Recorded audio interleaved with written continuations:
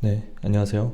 저는 15년 동안 수학을 가르치고 있는 황준영 선생이라고 합니다. 이번 영상을 이용해서 어떻게 하면 어려운 문제, 즉 모의고사 4점짜리 문제, 모의고사 4점짜리 문제를 풀 수 있는지에 대한 그 방법에 대한 얘기를 좀 해보려고 해요. 제가 이제 이름 붙이기로는 문제풀이 3단계라고 얘기를 합니다. 네, 문제풀이 3단계. 문제풀이 3단계는 두 가지 타입이 있어요. A타입하고 B타입인데 A타입 이런 거는 이름 내가 이제 붙인 거니까 크게 의미는 없고 그냥 두 가지 종류가 있다라고 하는 정도만 알고 계시면 될 것 같아요. 첫 번째는 위에서부터 아래로 내려가는 방식이고요. 두 번째는 밑에서부터 위로 올라가는 방식이에요. 자, 위에서부터 밑으로 내려가는 방식. 문제를 풀기 위해서 첫 번째 조건을 찾아야 돼요. 조건. 항상 수학 문제를 풀기 위해서는 조건이라고 하는 게 있어요. 조건. 그 조건을 찾는 것이 첫 번째. 두 번째, 그 조건을 내가 알고 있는 개념이나 공식으로 표현을 해야 돼. 표현. 그러니까 수학 문제라고 하는 것은 글로 되어 있죠. 글로 되어 있는 걸 우리는 수학적 식으로 바꾸는 작업이 필요해요. 자, 이게 수학을 잘하는 친구들은 그냥 몸에 배어 있어요. 자연스럽게 돼. 그런데 이제 모의고사가 한 5에서 6등급 나온 친구들, 이런 친구들 같은 경우는 4점짜리 문제를 못 풀거든요. 못 푸는 이유는 이 글로 되어 있는 걸 수학적 식으로 잘 표현하기가 힘들었던 이유가 가장 클 거예요. 자, 그러다 보니까 간단한 문제, 공식 한 개 이용해서 푸는 간단한 문제, 뭐 예를 들면 2점짜리, 3점짜리 문제들이죠. 그런 애들은 간단하게 풀 수 있는데 4점짜리처럼 어려워지는 개념이 여러 개 들어가 있는, 조건이 여러 개 들어가 있는 문제들은 못 푸는 그런 상황이 오게 되는 거죠. 자, 그 다음 수학적 식이나 그래프로 표현된 이 조건을 가지고 답을 찾는 거예요. 자, 이걸 어떻게 이제 하는지 한번 보여드릴게요. 아주 간단한 문제예요. 간단한 문제인데 이 간단한 문제를 통해서 어떻게 문제풀이 3단계를 적용해서 문제를 풀어나가느냐, 그거에 대한 설명을 좀 해보려고 해요. 먼저 양수 알파 베타가 있어요. 양수 알파 베타. 그 다음 x는 알파, y는 베타가 연립 2차 방정식의 해일 때 이게 조건이에요. 해일 때 이게 조건이야. 조건. 그럼 이 조건을 우리는 어떻게 쓸까? 이거를 어떻게 쓸까? 어떻게 쓸까 하고 고민을 해야 돼. 그럼 방정식의 해의 의미, 해가 뭐였지? 라고 생각을 해봐야 돼요. 이게 이제 개념을 알고 있어야 되는 거죠. 해라고 하는, 방정식의 해라고 하는 것의 개념에 대해서 알고 있어야지 되는 거야. 이걸 모르면 당연히 못 푸는 거죠. 그래서 이 연립 2차 방정식의 해라고 하는 것이 바로 이 방정식을 만족시켜주는 값이더라. 이건 언제 배우는 거다? 중1 때 배워요. 중1 때. 중1 때 처음으로 방정식을 배우죠. 그때 해라고 하는 것이 이런 것입니다 라고 그때 배워요. 좋아. 그럼 x는 알파, y는 베타가 해니까 이제 어떻게 한다? 대입을 하는 거죠. 알파 빼기 베타는 2, 알파의 제곱 더하기 3, 베타의 제곱은 28, 이런 식으로. 자, 이렇게 뒀더니 알파하고 베타 미지수가 두 개인 연립 방정식이 되었어요. 연립 방정식. 미지수가 두 개, 식이 두 개인 연립 방정식. 이건 언제 배운다? 푸는 걸 중2 때 배워요. 그럼 이걸 어떻게 할까? 연립 방정식에서 우리가 배웠던 개념이 뭐가 있을까? 고민을 해봤더니 가감법이라고 하는 게 있었고 대입법이라고 하는 게 있었어요. 가감법과 대입법. 자, 그러면 이제 고민을 해보는 거죠. 가감법, 대입법, 이걸 뭐 할 때 썼지? 이걸 뭐 할 때 썼지? 어떻게 썼지? 미지수의 개수를 줄일 때 썼죠. 미지수의 개수를 줄일 때. 미지수의 개수를 줄여야 되겠구나. 연립 방정식이니까 미지수의 개수를 줄여야 되는데 가감법을 쓰면 빼거나 더해야 되는데 빼거나 더한다고 해서 알파가 사라지거나 베타가 사라지지 않죠. 아니네. 베타 안 사라지죠. 이게 제곱이니까. 자, 그래서 뭘 써야 된다? 대입법을 써야 되겠구나. 왜? 연립 방정식이라고 하는 건 미지수의 개수가 이렇게 여러 개 나오는 놈인데, 그럼 미지수의 개수를 줄이기 위해 줄여서 문제를 풀 때 적용하기 위해서 우리는 대입법을 쓴다는 거죠. 가간법을 쓰니까 미지수가 줄어들지 않아. 자, 대입법을 쓰기 위해서 얘를 이제 알파는 베타 플러스 2가 되어서 얘를 이제 알파에다가 집어넣는 거죠. 그럼 정리를 하면 베타에 대한 2차 방정식이 되겠죠. 자, 그래서 2차 방정식이 되면은 이 2차 방정식은 또 역시 중3 때 배워요. 이 푸는 방법을. 중3 때 배우는 2차 방정식과 고1 때 배우는 2차 방정식의 차이가 또 있어.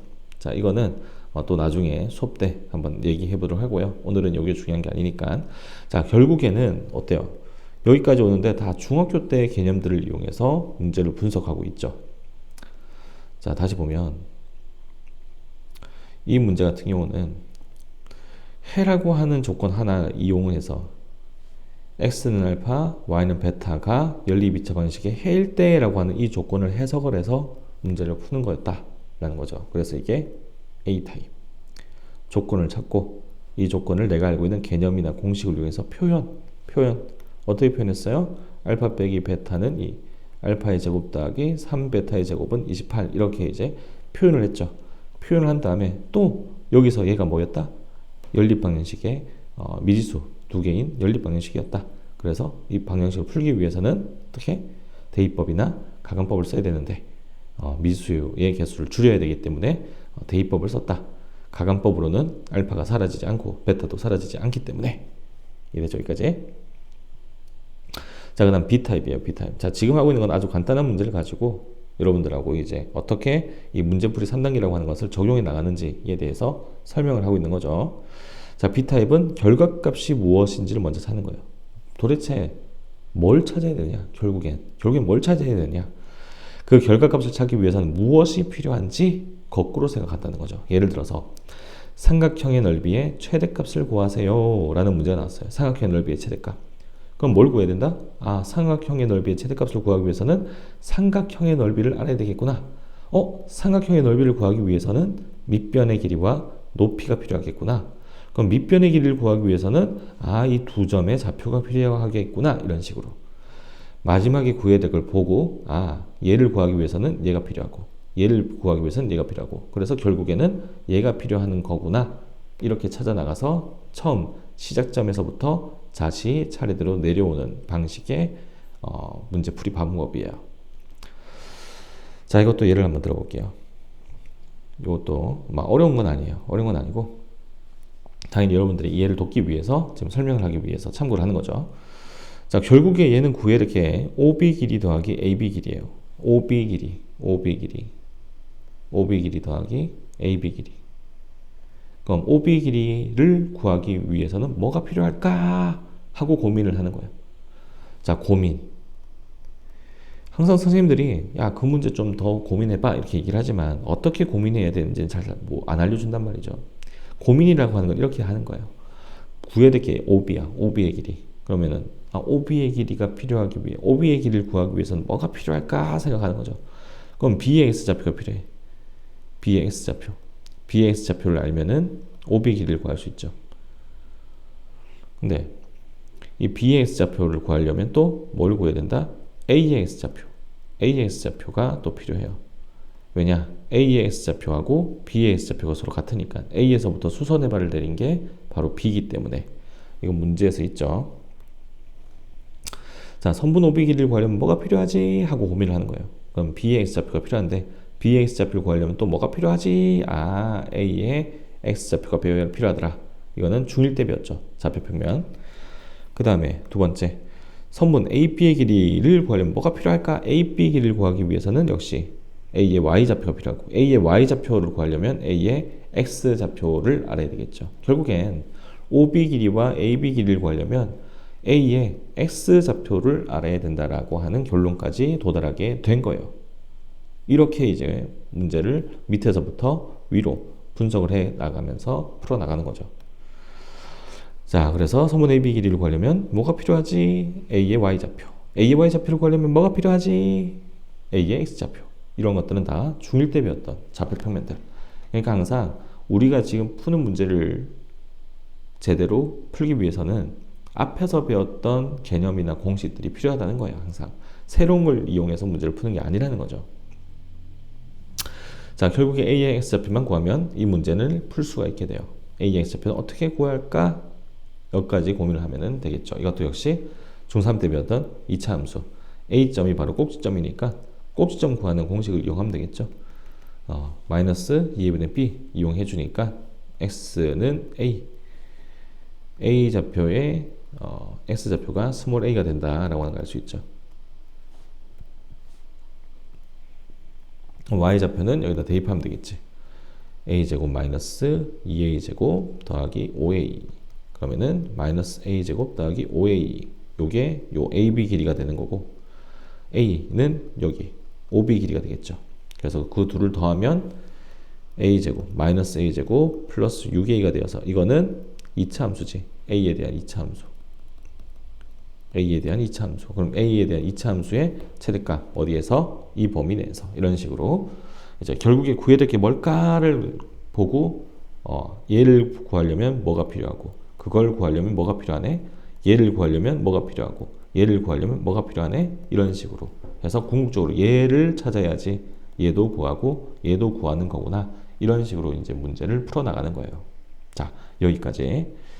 이게 이제 문제풀이 3단계 두 타입, A타입과 B타입에 대한 설명이었고요. 지금 이거는 아주 간단한 문제를 가지고 이렇게 선생님이 여러분들의 이해를 돕기 위해서 모의고사 4점짜리 문제, 수능 4점짜리 문제는 이렇게 분석을 하면서 풀어야 된다라고 하는 걸 알려주려고 만든 거예요. 자, 그럼 앞으로 어떻게 하느냐? 어려운 문제들을 가지고 계속 분석하는 연습을 해야 돼요. 당연히 이게 바로 안 되는 친구들은 쉬운 문제 가지고 계속 이 문제의 조건이 이거구나, 이 문제의 조건이 이거구나, 이걸 연습을 해야 돼요. 그래서 그것도 선생님이 강의를 다 찍어 놓을 거야. 어떻게 문제를 분석하는지, 조건을 찾고 그 조건을 어떻게 이용해서 문제를 푸는지, 그 다음에 무엇을 찾아야 될지를 찾고 그것을 이용해서 결국엔 궁극적으로 우리가 뭘 찾아야 되는지, 이렇게 위에서부터 내려오는 방식과 밑에서부터 올라가는 방식, 이 두 가지를 계속 연습할 수 있도록 유튜브 채널에다가 영상을 만들어서 업로드 하도록 하겠습니다. 그리고 이걸 계속 챌린지를 만들 거예요. 일주일 챌린지, 2주 챌린지, 한 달 챌린지 해서 매일매일 한 문제씩 분석해서 푸는 그런 것들을 한번 해보도록 할 거예요. 그렇게 해서 여러분들이 어떻게 성적이 올라가는지, 그리고 어떻게 스스로 4점짜리 문제를 풀 수 있게 되는지, 이런 것들을 몸소 한번 느껴보셨으면 좋겠어요. 단순히 그냥 외워서 풀려고 하지 말고, 모의고사가 한 5등급에서 6등급 나온 친구들은 거의 다가 4점짜리 문제를 못 풀어요. 그래서 이 4점짜리 문제를 어떻게 하면 이런 5, 6등급 친구들의 눈높이에 맞춰서 어떻게 4점짜리 문제를 풀 수 있게 만들까 하면서 고민을 해서 만든 게 이 문제풀이 3단계 적용 방법이에요. 자, 이렇게 적용을 해서 문제를 풀게 되면 좋은 점이 내가 뭘 몰라서 이 문제를 못 풀었는지를 알 수 있어요. 선생님, 조건 1번 찾았고 조건 2번 찾았어요. 근데 이 1번 조건은 그래프로 표현을 했는데 2번 조건은 어떻게 해야 될지 모르겠어요. 이런 식으로 이제 구체적으로 질문을 할 수 있게 돼요. 자, 구체적으로 질문을 할 수 있는데 여기 또 좋은 질문하는 방법이 있죠. 선생님 12번 모르겠어요. 이게 아니라 선생님 12번 문제 조건이 이것과 요거 이렇게 두 가지가 있는데 요것을 어떻게 수학적 식이나 또는 그래프로 표현을 해야 될지 모르겠어요. 이렇게 질문을 해줘야 돼요. 자, 그렇게 해줘야지 뭐 때문에 이 문제를 못 풀었는지를 알 수 있어요. 정확하게. 수학 1 문제를 모른다고 해서 수학 1 개념을 모르는 게 아닌 경우가 있어요. 수학 상이나 수학 하의 개념을 표현을 잘 못해가지고 그래서 수학 1 문제를 못 푸는 경우도 많거든요. 뭐 인수분해를 못했다거나 방정식을 못 풀었다거나 다양하게 있는 거죠. 그러니까 단순히 그냥 12번 문제를 틀렸다고 해서 뭐 수학 1에 있는 12번 문제를 틀렸다고 해서 여러분들한테 너는 수학 1 문제를 틀렸기 때문에 수학 1을 잘 못해 라고 얘기할 수 없다는 거예요. 수학 1에 나와 있는 개념은 잘 알지만 수학 상이나 수학 하에서 배웠던 것들을 까먹어서 문제를 못 푸는 경우도 있거든요.